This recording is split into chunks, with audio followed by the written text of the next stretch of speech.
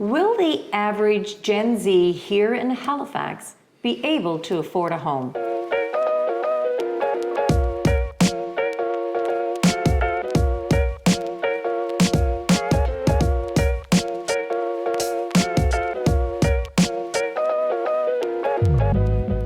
So, John, let's talk about this because what we sell and what's happening in the news, affordable housing, that is a totally different topic than what we're going to talk about when it comes to affordability with a home. So when you're with a buyer or you hear on the news, little Mikey will never be able to afford a home, what goes through your head? Yeah, it's definitely challenged versus what it was, because even versus 3 years ago, we're almost double on our properties. Yep. And with the interest rates being higher, there's much more of a commitment. I think it's we've been dealing with it for years in the Maritimes. When we look at how Toronto and the bigger markets with the prices that now we're kind of facing, they've been managing through it and how they've been doing it. So I think it's definitely a possibility. It's not a possibility, it's gonna happen. They're gonna be able to buy, but how they buy is gonna change. How about what they buy? That's a big thing for me, because you're not buying the Taj Mahal, your first house. That's correct. I remember I had so this was in Quebec, I had a little tiny, I think it was maybe 1,600 square feet, semi-detached. And when I moved here, I had bought another house. It was on Ferus Crescent. I call it Upper Armdale, Spryfield. Love the community. I think I paid $154,000 for that. But that was back in the day, but certainly relative to what the amount of money that I was making. Yeah. I did a stat the other day, and they talked about the average household income. So two people have a combined income of $99,200. So that's getting you a house, let's say $450,000 to $500,000. What's wrong with the house in that amount? You're not going to get your forever house when you buy it. What are you telling your buyers? And this conversation might be totally controversial, because I'm all about just get in the market. Yeah, and I agree with you in that, because that's the reality. Is if someone is not in the market and has a house, I just had this conversation this morning with new buyers, and it's you need to get into the market and get a property and get started, because as the market changes, whether it's going up, which I don't think there is going to be a going down for at least 10 years, but as the market starts to go up, if you don't have something that's going to increase in value with the market, they're going to be in even a worse situation in 5 years when they go to buy, because they're not going to have something to trade up with, right? So right now, it's not about having the open concept kitchen and a lot of the little extra things that we wanted to have before. It's about getting in a house and having a roof over your head, because the cost of rents being where they are, and they're going still escalating. Everybody's on a term lease now. There's a lot less, opportunity. Just getting a roof over your head to start is where I think people need to be. And at $450,000, we're not getting big 2-story homes anymore. We're lucky to get into a detached at all. It's mostly semis and above, right? Yeah, it doesn't have to be perfect right now. No. But you can have your perfect house. Later, I didn't have this house till I was 51, and you just make do. And I think it's important to build the equity.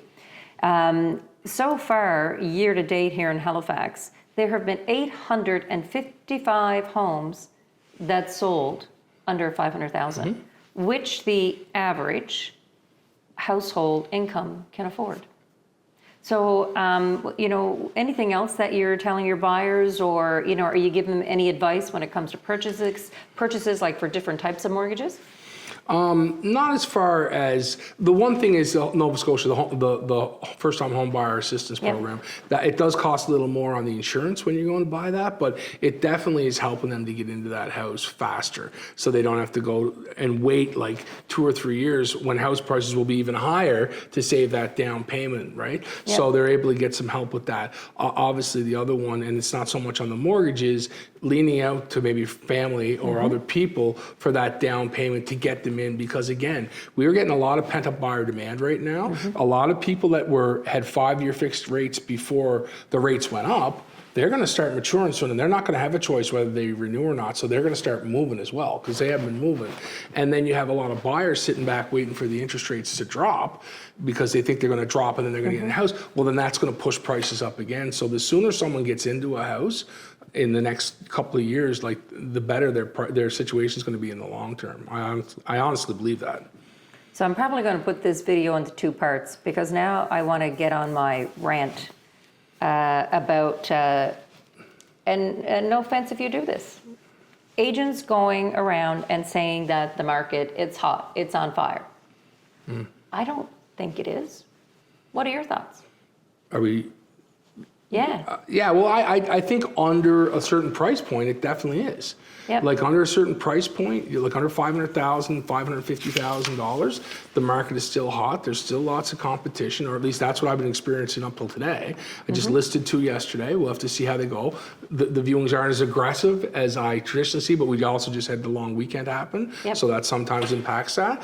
But when you get over $700,000, then things are not. I don't find them to be nearly as busy. I mean, like it is as they were for sure. I had one buyer, went back to a house 3 times before they make the decision. So if the market was as hot, that like we had in COVID, you got to make your decision on the spot. Do you want it, yes or no? So I'm finding buyers are more trepidatious, I guess. They're more careful, and they're more, they want better, is what I'm seeing in the market. And because we're only left with local buyers, and I just find the characteristics of the buyer and their habits and their spending or selecting a home, I don't find it any different than 2019. I think there's a bit of a mix. I think Yeah. you're right. It's leaning back towards where we were, but I think it's a mix based on what the price of the house is, right? And also because people are spending, even though the house have gone up, it's the mortgage payment that's really significantly changed because of the interest rates. It's almost going to be double in some cases, and then the price of the house. So they are allowed to be a little fussier, right? Yeah. Oh, absolutely. And then I don't know if I showed you this, but I was just looking at the stats comparing, this year to last year. So if it's right, year to date in 2023, like as of today, we're at the end of May, there were 1,400 homes sold. And year to date, that was last year. Yeah. This year, there are 1,668. Which is a good improvement. Well, yeah, I mean, it was about a difference of 200 homes. But if I look at what's happened in May right now, so May of 2021, we had 484 homes sold. In May of 2024, there's been now like about 498 homes sold. So not a big difference between the 2 Mays. No, we're not done yet. But No, and then if you look at, so from January to 2023 to now, 193 homes sold last January. This January was 151. So very slow. Yep. February of 2023, 278. We only had 218. March last year, 296, 269. April was great. There were, this year we had 403 sell, whereas last year there was 349. Yeah, I think our spring's were 2 months late. That's what we're talking about in the office. We're saying like spring seems to be just coming late this year based on people waiting out the interest rates. Yeah. So what are you telling your clients about the interest rate? Like, I think they should just get a variable at this point because I don't think the rates are going back up. No, I don't think they're going to go back up. I would listen to Benjamin Tal's thing a couple of weeks ago with CIBC. He's really good economist. Yes. And the one thing that threw me off is because I've been waiting for the rates to start to go down because we should expect maybe between 1.5% and 2%, according to the professionals, not John Kenny, between now and next summer. What I wasn't expecting to hear, and the first time I kind of heard it was on the last recap from him, is that the 5-year fixed rate, he doesn't expect to change much at all. So if we're at a 5% or a 4.94 for a 5-year fixed rate right now, they're expecting if rates go down 2%, That 5-year fixed rate, they're only expecting that to go down 0.4% or 3.4%. Yep. And that's not in line with what's dropping. Like I was hoping the 5 years is going to go back to 3.5%, which would really give a lot of relief. But what they're expecting is the bigger drops are going to be on the 1, the 2, and the 3-year rates, right? So grabbing a variable right now for a year until next year, there may not be a huge difference in the 5-year fixed anyway.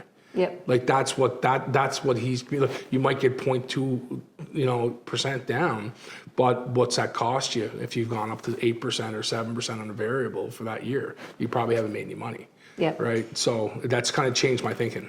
So where do you see the market coming up for third and fourth quarter? What do you think is going to happen? I think third quarter is going to be extremely busy. Yep. Because I think people are going to either get acclimated to the fact that the rates aren't going to drop a whole lot, and also that issue with these 5-year rates starting to mature on the people that had the lower rates, they're now going to not have that option to continue on with them. So that's the time for them to make a move anyway, right? Like if they're going to sell their house because they didn't want to move because they had a lower good rate, they didn't want to trade it off for a higher rate in a bigger house. Well, now they're going to have that same rate in their existing home, or they can go to the next one. So the change isn't going to be that much. So I think the third quarter is going to be great. I'm not really sure about the fourth quarter right now, where it's going to be, but this should be an okay year. Next year, 2025, when the rates are adjusted, I think things will pick up quite a bit more. Yeah, I think the consumer confidence will certainly be there. Like they'll know it's We're stabilized. getting used to what's happening. I think that's what's because it's been so fast. Yeah. The change has been significant in the last 3 years, so it's hard for people to adjust to it. No, I hear you. Well, John, you're some good to come out once again. I totally appreciate your time. Thanks for making me famous, Sandra.